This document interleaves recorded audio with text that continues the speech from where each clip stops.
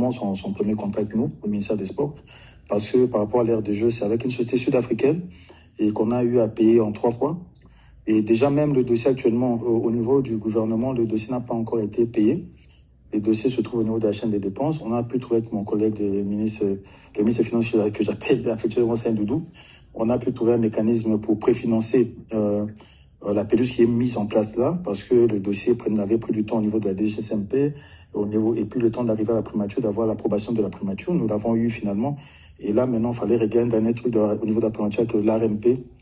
Et c'est là maintenant que le dossier pourrait être payé. Mais dans le souci de pouvoir avoir une pelouse prête à accueillir les matchs, donc nous avons trouvé un système de préfinancement qui a permis que nous puissions payer des Sud-Africains en 3 fois. Le premier paiement, c'était au mois de décembre, je pense. Le deuxième paiement, si je ne me trompe pas, au mois de mars, si je ne me trompe pas. Et puis le dernier paiement a été fait il y a 3-4 semaines. Cléopâtre.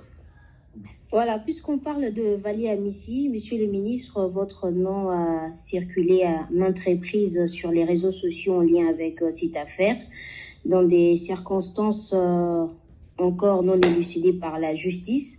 Que répondez-vous à ces rumeurs d'abord?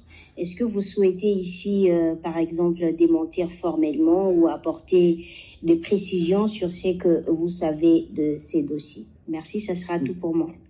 Oui, madame, mais je ne pense pas que ce soit ni le lieu pour parler, parce que nous parlons d'une personne qui a été assassinée, qui a une famille. J'ai même encore discuté avec son père hier, et cette famille souffre. Et nous qui avons connu ce jeune, nous souffrons aussi. Donc maintenant, quand les gens veulent entrer dans des polémiques à dormir debout, à me coller des amitiés ou à me coller des histoires que je ne connais même pas, parce que le présumé assassin, je ne le connais pas, je ne l'ai jamais vu, ni d'Adam ni d'Ève.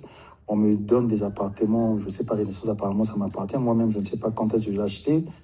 Il y a trop de choses qui se disent. On parle de contrat alors que, comme je viens de vous le dire, le premier contrat que M. Vali devait signer, c'est lui qui est sorti après sa mort.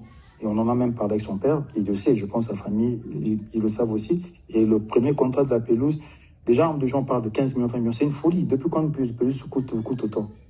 C'est une folie. Donc on voit des gens qui se servent des réseaux sociaux pour essayer de détruire des vies des gens sans se rendre compte que ce sont quand même des pères de famille.